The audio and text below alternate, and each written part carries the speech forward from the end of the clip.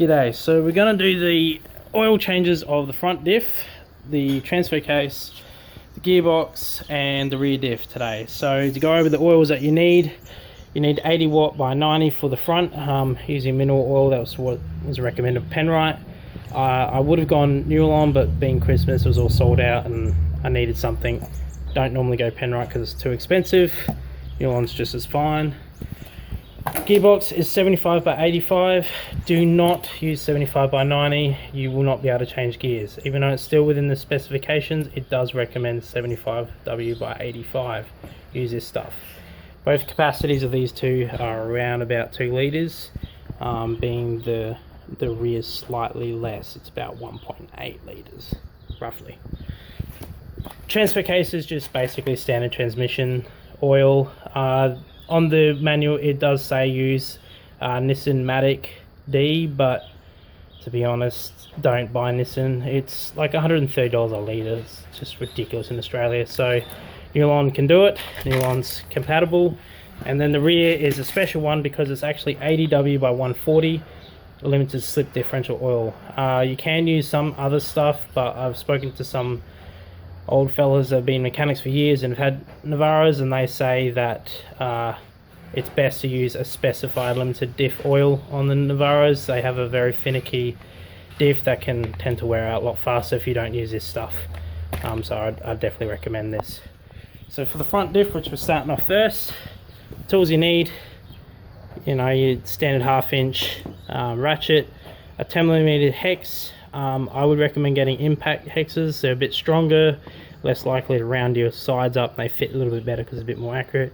I've just gone with the King's brand, but it doesn't matter as long as it does a job.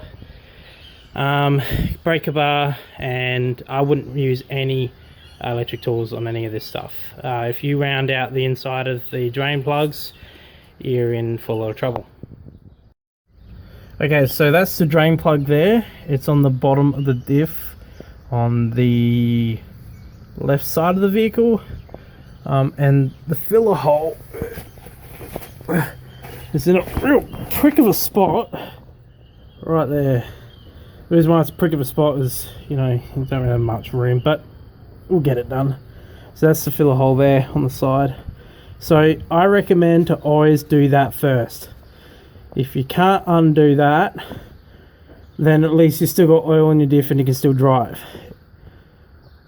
If you undo your drain and you leak all your oil and then you can't undo that, you're kind of in a shit. You can't move your car. So always undo the top filler hole before you do anything, whether it be diff, transfer, gearbox, rear diff. Always undo that first, just as a precaution, because you can fix that with oil in it, but without it you can't. So just undo it until you can finger undo it, and then you're all good. And just be very gentle not to round the edges, because my parents' Parado mechanic did that and it kind of fucked the car. Cool. Alright, so I've got the drain plug out, and as you can see, bloody focus, she's got a lot of metal filings on it. I'm a bit worried about that a little bit, but I haven't had any issues yet with the differential, so hopefully this change of oil will sort of fix any issues. This could be just because it hasn't had a differential change in, well, I reckon this hasn't been changed since the car's been owned. The previous owner did not look after this car very well. Since I've taken over, I've had it serviced within every 10,000 Ks. So yeah, and it's recommended to do this, I reckon, every 30,000 in the Navaras, especially for the front diff. The front diff is the weak point on this car. They tend to go weak. I would definitely recommend anyone who owns this car, whether it be a Pathfinder or a Navara, Frontier, doesn't matter, get a locker for your front. It replaces all your weak components like your spider gears and all that sort of stuff, which tend to cause this. So what you do, excuse me, alright, so you can see the drain is coming out there. You see the hole there, it's there. So let it drain for a bit to basically it just stops pouring out. Clean this up, spray this with brake cleaner. get it all nice and clean the threads, all that sort of stuff. Do the same for the top filler plug, and then I'm going to use a hand pump. I don't have a pump for this, so I'm just going to use these for the 2 Penrite bottles.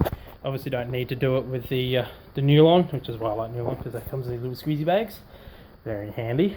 So yeah, so that's the next stage, and then yeah, then I'll get onto the next stage and do the transfer of the gearbox, depending how brave I feel like doing either. But yeah, that's pretty gnarly. Okay, so I've returned the drain plug. Before I forget, it is 26 foot-pounds of torque needed to do it up. It's about sort of hand tight essentially, but I'm going to use a torque wrench just so that now it's a little bit more accurate. Same with the top as well, they're both 26.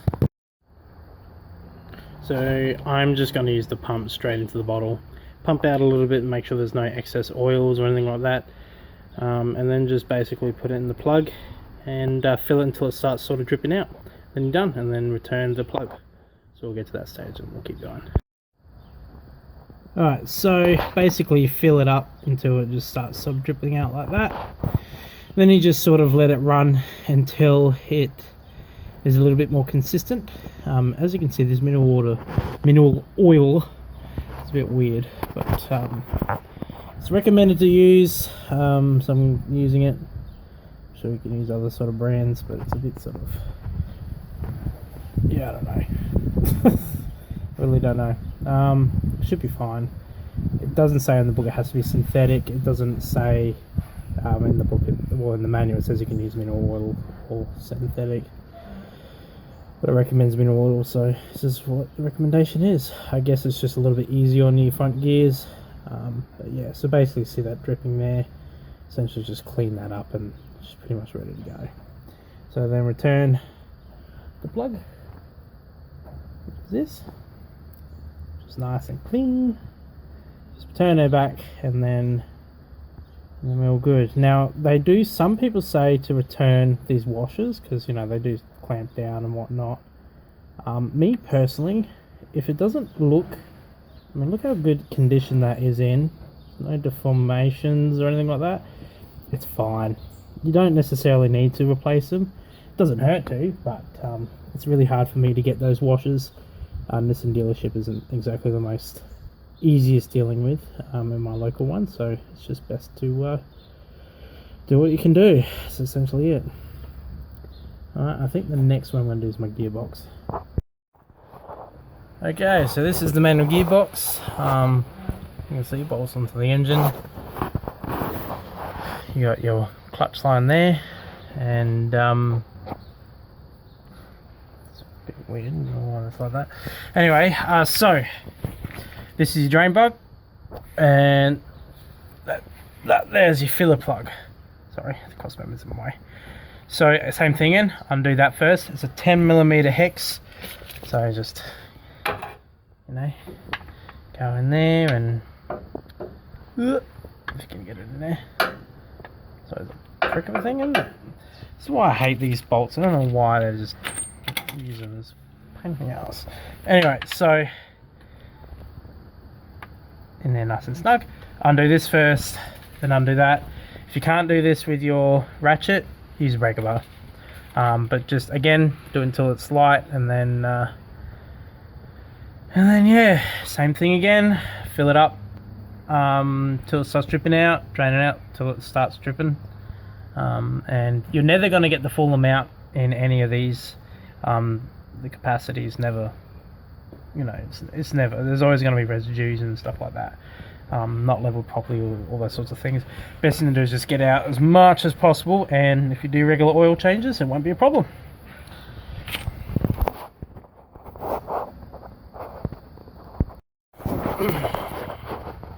Alright, so I made a bit of a mistake when it comes to the oil. It's actually 4.5 litres for the manual transmission, not 2 litres. I stuffed that up. So she's all full now. I'm just letting it drip. I'm about to clean it and then fill the top drain plug. Again, it's about 35 newton-meters of torque to do that in the bottom, and give it a bit of cleanup and then work on to the transfer. So yeah. Okay, so drain plug is here, fill plug is up here. Undo the fill plug first, same thing as before. It's a 10mm socket. Torque settings are 35 when you do them back up. Put the pan underneath this because you will get leakage when you undo this, but yeah, undo that first, then do that. It is 2 litres for the transfer case. I've triple checked it now that I made the mistake with the first bit, and didn't know that was there. Okay, that's different. So yeah, try and be careful with these wires.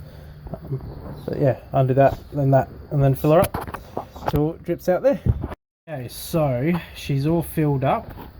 I've torqued that to spec. She's all nice and clean. I've cleaned it up as well. I'm going to spray the whole thing down a little bit better with brake cleaner once I've filled the drain, the fill plug. I'm just waiting for it to sort of slow down with the drips. I want it to be a couple of seconds, and then that should be pretty well level. And then that's the transfer. Then we've got the rear diff to do. The rear diff should be pretty interesting. I'm keen to see what the oil's like. The oil that came out of this was pitch black. Was very dirty, but that's typical for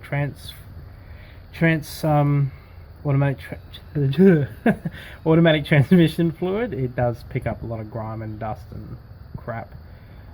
These transfer cases aren't the best in D40s, especially the electronic ones that lock it into high 4 and low 4.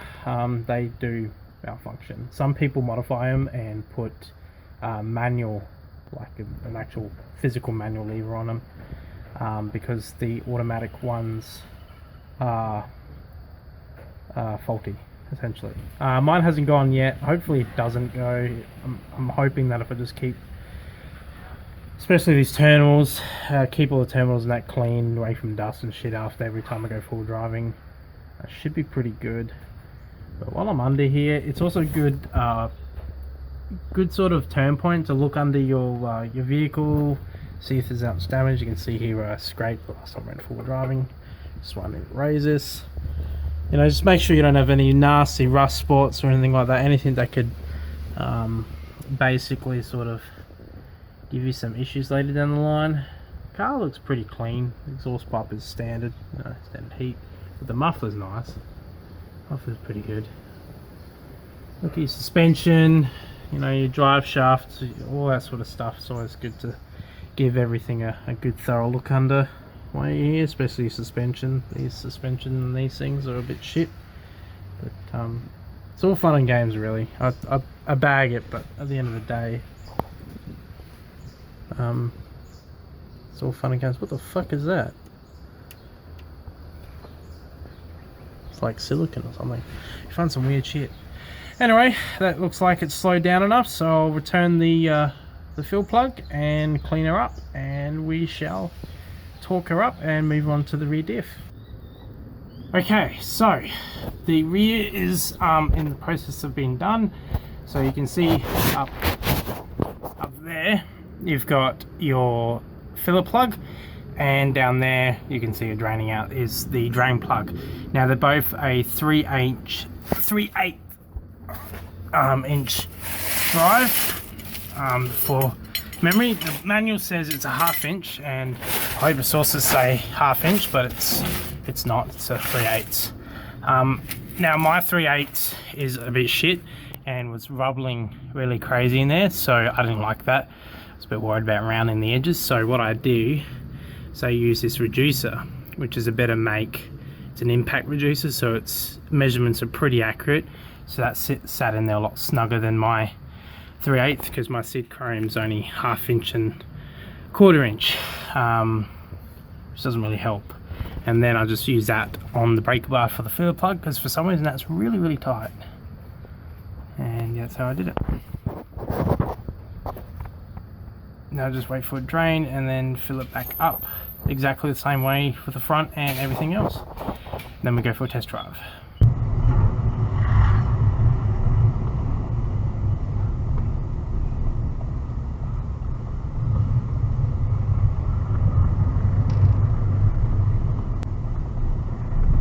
So what I'm going to do is I'm going to do a full 360 circle in here. And go second gear, drop it down and just hard right. That's it.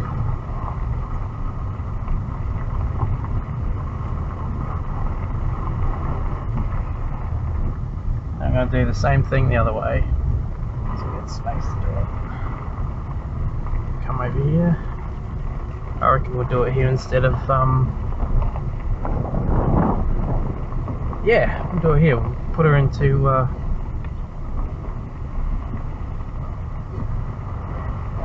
high full, sorry. Alright, left side now. Full circle.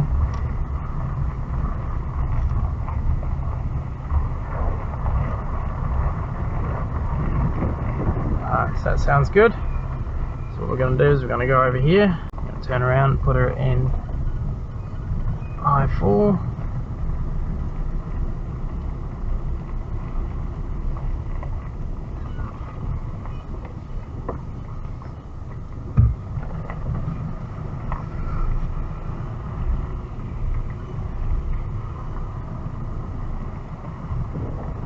So first gear.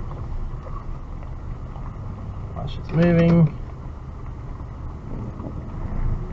Alright, she's locked.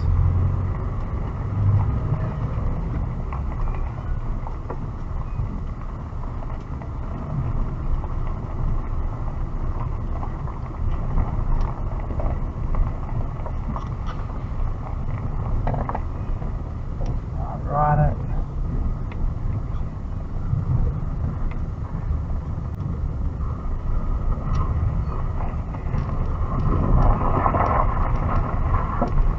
Alright, so that's good. There's a bit of chirping in the rear left, but nothing out of the normal, so we're going to slow down, put it in first.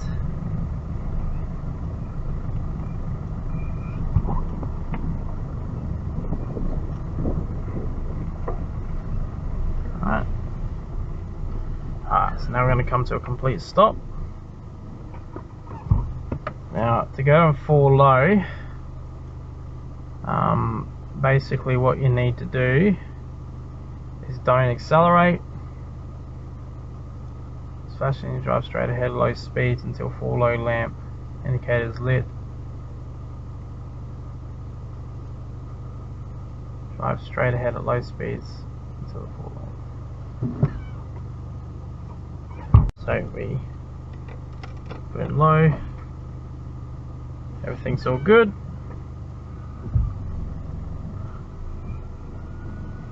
And then we just listen.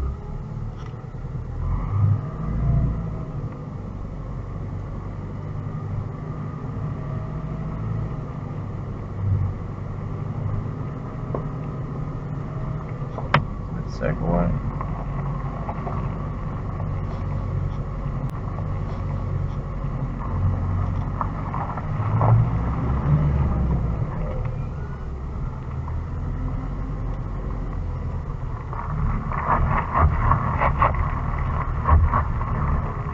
So you can hear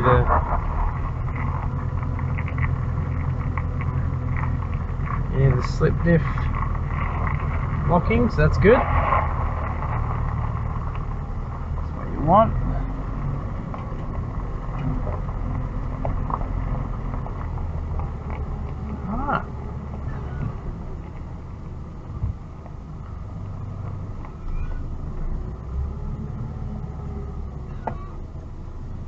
Alright, so now we disengage for low.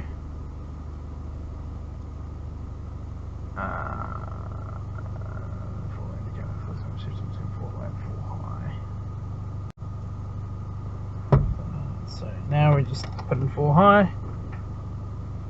She's now in full high. Just turn around. always should do this. Not many people show you what you do.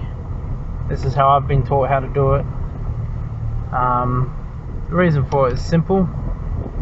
Make sure everything works. Make sure you're disengaging, and then we're going into too low. Just let it disengage. Got to get up to speed. There we are. She's unlocked.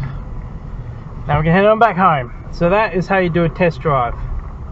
So what we're going to do now is we're going to get out of the car quickly and just make sure nothing's leaking.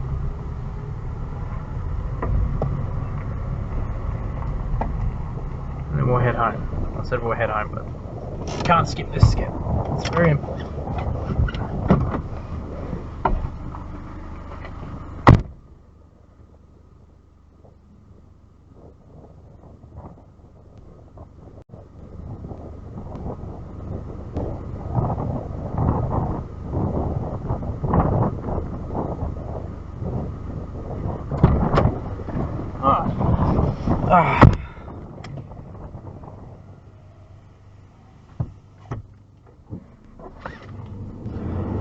So that is how we do a driving test once you've done all your diff fluids and stuff like that. You do the same thing if you do a gearbox change, transfer case change.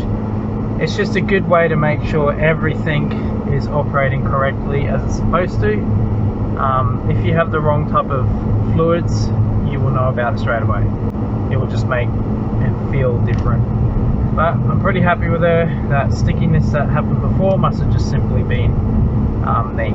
So I didn't do it again, didn't do it that whole time when I was doing the circle work. The limited slip is working, it is locking when I was making it lock using the accelerator, so that's really good. So yeah, so now we're just going to go on the expressway, do a 100 kilometer test, and then we'll go from there.